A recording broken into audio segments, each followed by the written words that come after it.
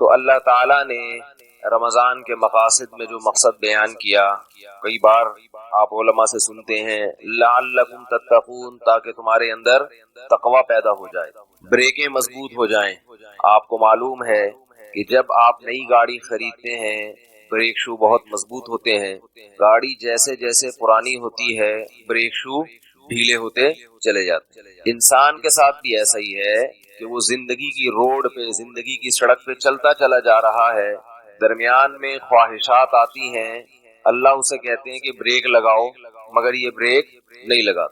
کہیں speed breaker بھی آئے گا، کہیں کھائی بھی آئے گی، کہیں لکھا ہوگا کہ یہ آبادی ہے ذرا آہستہ چلیں، کہیں پولیس والے کھڑے ہوں گے، وہ خود آپ کا چالان کر دیں گے اگر آپ نے متعین اسپیڈ سے زیادہ بڑھائی۔ تو عام طور پر جب ہم ڈرائیونگ کرتے ہیں تو وہاں تو بات بات پہ بریک لگا رہے ہوتے ہیں۔ دنیا میں ایسا کوئی بھی بیوقوف نہیں جو یہ کہے کہ کراچی سے لاہور جاؤ بغیر بریک کے۔ کبھی آپ نے دیکھا کوئی بغیر کوئی کہہ رہا ہو کہ میں کراچی سے گاڑی میں بیٹھا اور بغیر بریک کے لاہور جا کے میں نے بریک لگائی ہے؟ بتاؤ کوئی دنیا میں ایسا آدمی دیکھا آپ نے؟ ظاہر ہے نہیں ہو سکتا۔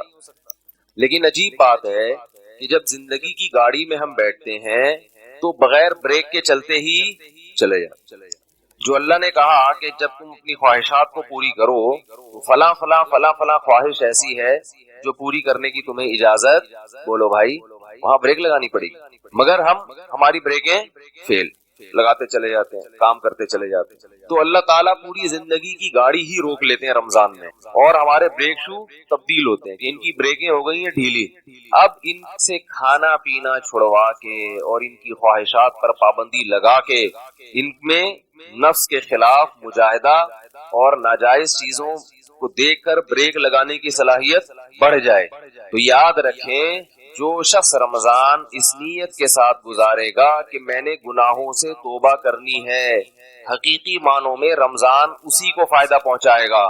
جو اس نیت سے رمضان کے روزے نہیں رکھتا تو رمضان کے روزوں کا ثواب تو مل جائے گا مگر مقصد حاصل نہیں ہوگا۔ اسی کو رسول اللہ صلی اللہ علیہ وسلم نے فرمایا رب صائم لیس لهم فی الصیام الا الجوع۔ آپ صلی اللہ علیہ وسلم نے فرمایا بہت سے روزے داروں کو روزے میں بھوک کے علاوہ کچھ بھی حاصل نہیں ہوتا، کیونکہ وہ روزہ رکھ کے بھی غیبت کر رہے ہیں، روزہ رکھ کے بھی گناہ کر رہے ہیں، بد نظری بھی چل رہی ہے، سارے الٹے سیدھے کام روزہ رکھ کے ہو رہے ہیں۔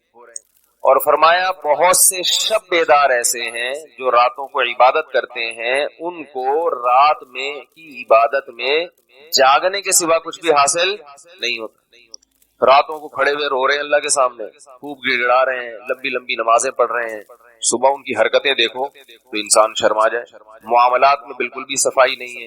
اور بہت سے تو ایسے کرتے ہیں کہ تراویح کی پابندی سے نماز پڑھتے ہیں، صبح فجر گول کر دیتے ہیں۔ بھائی وہ تو فرض ہے، اس کی اہمیت زیادہ ہے۔ آپ نے دیکھا ہوگا ختم قرآن کے موقع پر رو رو کے دعائیں ہو رہی ہیں، خوب گڑ گڑا کے لوٹ پوٹ ہو گئے، کلابازیاں کھا رہے ہیں، بہتے چلے جا رہے ہیں، اور عید کے دن فلم دیکھنے کا پہلے سے بولو نا یار پروگرام ہے، خوب رو رو کے ادموئے ہو گئے۔ جب ذرا سکون کی حالت میں آئے تو میسج بولا ہاں بھائی میری تیاری پوری ہے، دیکھ لے کون سی نہیں آئی ہے مارکیٹ میں۔ تو روتے رہو، رونے پر گورنمنٹ کی طرف سے کوئی پابندی، رو رو کے ادموئے ہو جاؤ۔ یہ رونا اللہ کے ہاں قبول نہیں ہے۔ لوگ کسی کے رونے کو دیکھ کے متاثر ہوتے ہیں، اتنا نیک ہے رو رہے ہیں، تو وہی عمل دیکھو، بغیر روئے اچھا عمل کر رہا ہے وہ زیادہ بہتر ہے۔ جو رو رو کے برے اعمال کر رہا ہے اس کی رونے کی کوئی ویلیو، روتے تو قوال بھی ہیں، مرثیہ نگار بھی ہیں، وہی گورنمنٹ پہ رونے کی پر گورنمنٹ کی طرف سے کوئی پابندی۔ ہاں اگر اتنا بھی ہو جائے کہ آپ سے گناہ تو نہیں چھوٹ رہا لیکن گناہ چھوڑنے کا کم از کم جذبہ پیدا ہو رہا ہے، رونے سے ندامت ہو رہی ہے کہ اللہ چھڑوا دے، یہ رونا بھی انشاءاللہ کام آئے گا۔ فلم دیکھنے کا پروگرام ہے، اللہ معاف فرمائے، لیکن اس پر ندامت ہے اور رو رہا ہے کہ اللہ اس پروگرام کو کینسل کرنے کی توفیق نصیب فرما دے، رو رو کے اللہ سے دعائیں مانگ رہے ہیں، تو بھی something is better than nothing۔ چلو کچھ تو ہے، ندامت تو ہے۔ تو گناہوں سے بچنا، اپنے اندر یا معاشرے میں تبدیلی لانے کی کوشش کرنا، یہ جذبہ ہی سرے سے ختم۔ ہر آدمی کہتا ہے کہ مجھے پلیٹ میں رکھ کے حلوہ چاہیے، یعنی ایسا دین چاہیے جو بالکل حلوے جیسا ہو، مجھے نہ قربانی دینی پڑے۔ اور ادھر ہم جب اللہ کا کلام پڑھتے ہیں تو اللہ کہتے ہیں صرف میرے بن کے رہو گے تو مانوں گا، والذین آمنوا اشد حبا للہ، سب سے زیادہ محبت صرف مجھی سے کرو۔ جہاں میرا حکم آ جائے وہاں کسی کی بولو بھائی نہیں چلے گی، کچھ بھی ہو جائے۔ ادھر اللہ یہ کہہ رہے ہیں ہم کسی اور راستے کی طرف جا رہے ہیں، اللہ کسی اور راستے کی طرف بلا رہا ہے۔ یاد رکھو اللہ کا دین وہ ہلکا نہیں ہے، مسئلہ سارا یہ آ گیا ہے۔ میں نے دیکھا ہے جو لوگ حرام جاب کر رہے ہوتے ہیں ان میں کچھ تو ایسے ہوتے ہیں جو کہتے ہیں بھائی یہ حرام ہی نہیں ہے، وہ تو بڑی بدبختی کی بات ہے۔ کچھ ایسے ہیں جو کہتے ہیں یار ہمیں پتا ہے حرام ہے، لیکن اصل میں آج کل جاب ملنا آپ کو پتا ہے کتنا ایکچولی مشکل کام ہو گیا ہے، آج کل بہت سارے مسائل ہیں، تو جب تک کوئی اچھی نہیں ملتی ہم یہیں پر یہی کرتے رہیں گے۔ وہ گناہ کو بہت ہلکا سمجھ رہے ہوتے، بہت ہلکا سمجھ رہے ہوتے۔ ایک بات خوب اچھی طرح سمجھ لیں، رسول اللہ صلی اللہ علیہ وسلم نے ارشاد فرمایا کہ میں تم میں سب سے زیادہ غیرت والا ہوں اور اللہ مجھ سے بھی زیادہ غیرت والا ہے، اور اللہ کی غیرت کو جوش اس وقت آتا ہے جب کوئی بندہ اللہ کے حرام کردہ کاموں میں سے کسی کام کا ارتکاب کرتا ہے، اللہ کو بہت غضب آتا ہے۔ دنیا میں کوئی حکومت اپنا قانون توڑنے پر اتنی غضبناک نہیں ہوتی جتنا خالق کائنات اپنے قوانین کو ٹوٹتا ہوا دیکھ کر غضبناک ہوتا ہے۔ جب اللہ کا قانون اس زمین پہ ٹوٹتا ہے، دیکھو آپ پاکستان میں رہتے ہیں، پاکستان کے قانون توڑیں گے حکومت کو غصہ آئے گا، اتنا نہیں۔ امریکہ میں رہ کے امریکہ کے قانون کو توڑتے ہیں، ان کی حکومت کو غصہ آئے گا، اتنا نہیں۔ زمین پہ رہ کے اللہ کو قانون کو توڑتے ہیں تو سب سے زیادہ غضب پھر کس کو آتا ہے؟ اللہ کو آتا ہے، اور اس کا حق ہے کہ وہ غضب کرے۔ فرق صرف اتنا ہے کہ دنیا کے قانون کو توڑنے میں سزا فوراً ملتی ہے، اللہ کے قانون کو توڑنے میں سزا فوراً نہیں ملتی۔ کیوں؟ اس لیے کہ اللہ کی ایک صفت حلیم بھی ہے، حلم۔ یہ نہ لگائیں، شور ہوگا اس سے، ہوگا مجھے پتا ہے۔ تو اللہ کے قانون کو توڑنے سے فوراً سزا نہیں ملتی، سمجھ رہے ہیں؟ وہ فوراً سزا نہیں ملتی اس کیونکہ اللہ حلم ہے، بردبار ہے، مہلت دیتا ہے۔ تبھی اللہ تعالیٰ نے سزائیں بہت سخت رکھی ہیں، کیونکہ اللہ سزا دینے میں جلدی نہیں کرتا۔ اس لحاظ سے اس نے اپنے بندوں کو ایک سہولت دی ہوئی ہے کہ فوراً نہیں دوں گا، توبہ کا موقع دوں گا، لیکن جب دوں گا تم نے اس توبہ کے موقع سے اگر فائدہ نہیں اٹھایا، پھر جو سزا ملے گی فَإِنِّي أُعَذِّبُهُ عَذَابًا لَا أُعَذِّبُهُ وَلَا يُوثِقُ وَثَاقَهُ أَحَدٌ، فرمایا اللہ کی پکڑ سے زیادہ کسی کی پکڑ ہے نہیں۔ دیکھو اللہ تعالیٰ نے فرعون کو مہلت دی، کتنی مہلت دی اس کو؟ ہزاروں بچوں کا قاتل پیغمبر کے مقابلے میں آ کے کھڑا ہو گیا، سالوں سے بنی اسرائیل پر ظلم کر رہا تھا، سارے جرائم تھے فرعون کے اندر، انا ربکم الاعلی، رب ہونے کا دعویٰ بھی کیا، ظالم بھی تھا، ہزاروں بچوں کا قاتل بھی تھا، اور معلوم نہیں کیا کیا۔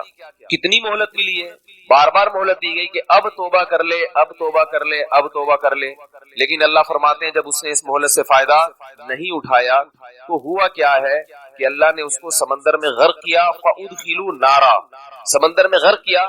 قرآن کہتا ہے کہ النار یعرضون علیہا غدوا وعشیا، سمندر میں غرق ہونے کے بعد آگ میں گیا ہے، اور جس آگ پر صبح و شام جلایا جاتا ہے، وَيَوْمَ تَقُومُ السَّاعَةُ، جس دن قیامت کا دن قائم ہوگا، ادخلوا آل فرعون اشد العذاب، حکم دیا جائے گا کہ اب اس سے بھی زیادہ سخت عذاب میں اس کو ڈال دو۔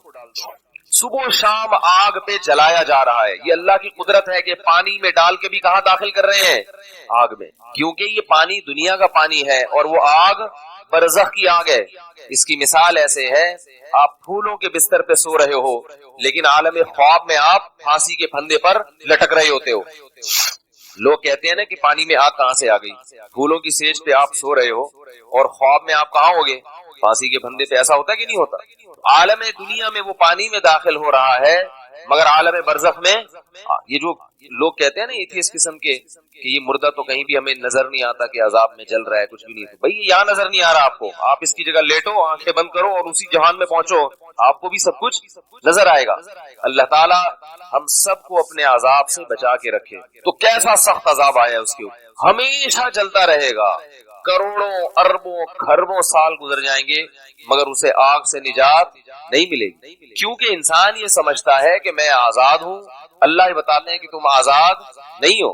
دنیا کا سب سے بڑا بے وقوف وہ ہے جو اپنے آپ کو آزاد سمجھ کے اپنی منمانی زندگی گزارنا شروع کر دے۔ وہ جو خواتین کا آیا تھا نا کہ ہم اپنے جسم کے بارے میں آزاد ہیں، بھائی اگر یہ آپ نے خود بنایا ہے تو پھر تو آپ آزاد ہیں۔ اگر یہ آپ کو کہیں سے بھیک میں ملا ہے، یہ اللہ نے دیا ہے، تو انسان بھیک کی چیزوں میں خود مختار نہیں ہوتا. کمپنی آپ کو استعمال کے لیے گاڑی دے رہی ہے، آپ ڈیفینس میں روڈ پہ ریسنگ میں استعمال کر رہے ہیں، اس کمپنی کو غصہ آئے گا کہ نہیں آئے گا؟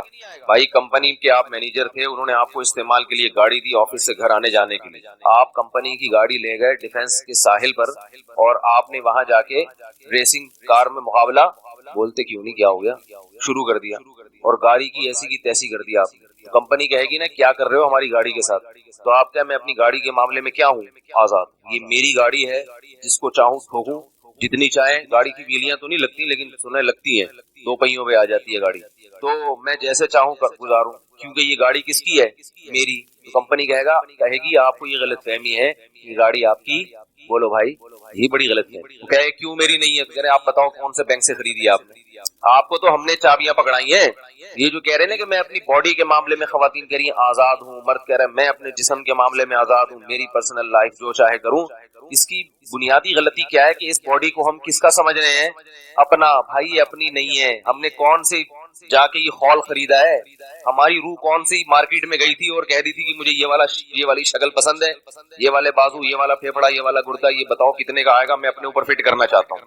کیا خیال ہے بھائی، ہماری روح گئی ہوتی نا کسی مارکیٹ میں، روح ہے نا آپ لوگوں کے اندر ہے، روح اگر ہماری کسی مارکیٹ میں گئی ہوتی اور ہم نے اپنی مرضی سے آنکھیں پلکیں، پھر تو سارے خوبصورت ہوتے. کیا خیال ہے، یہ جو عجیب عجیب سے ڈیزائن آ رہے ہیں یہ نہ آتے.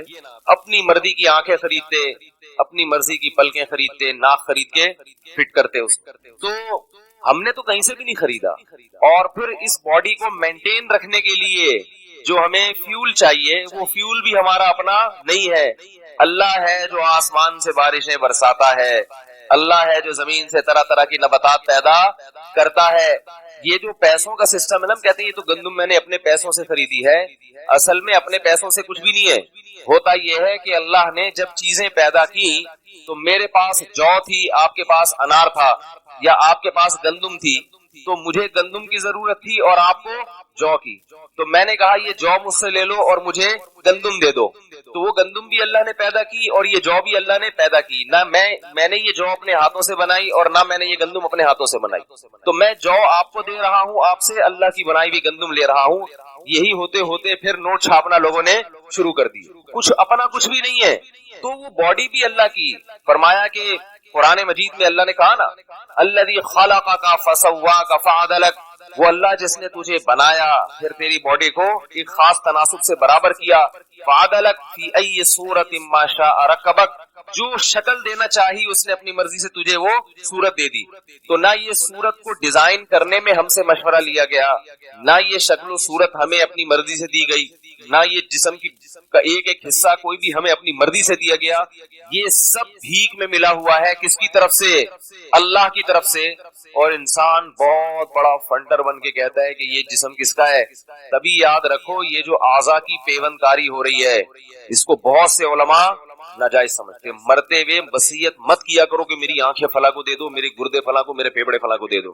یہ غلط ہے، جائز نہیں ہے. سمجھ رہے کہ نہیں سمجھ رہے؟ آنکھیں اپنے ساتھ لے کے جائیں، اپنے باڈی کے پارٹس جتنے بھی ہیں وہ سارے اپنے ساتھ قبر میں لے کے جائیں. ان میں آپ کو تصرف کا حق. یہ کوئی اسپیئر پارٹ کی دکان نہیں ہے. انسان ناک فلا کے لگا دینا، کان فلا کے ٹھوک دینا، اور وہ وسیم بھائی کو میری آنکھیں دے دینا، اور وہ جو ستار بھائی ہیں نا ان کا گھٹنا خراب چل رہا ہے، میرا یہ گھٹنا چانپیں ایسا کرو، چانپیں جو ہے نا وہ وسیم کباڑیے کے لگا دینا. لگتی نہیں ہے یہ چیزیں، چانپیں وہاں پہ نہیں لگتی. مثال دے رہا ہوں کہ اسپیئر پارٹ کی دکان بولو بھائی نہیں ہے. تو اس لیے اپنی باڈی کو، اس لیے علماء کہتے ہیں کہ اگر کوئی نابینا ہو گیا تو پہلے سے کہیں سے اگر کسی کی آنکھ کی پتلی رکھی ہوئی ہے وہ تو ہو گئی نا. بہت سے علماء اس کی گنجائش دیتے ہیں کہ وہ لگائی جا سکتی ہے. سمجھ رہے ہو کہ نہیں سمجھ رہے؟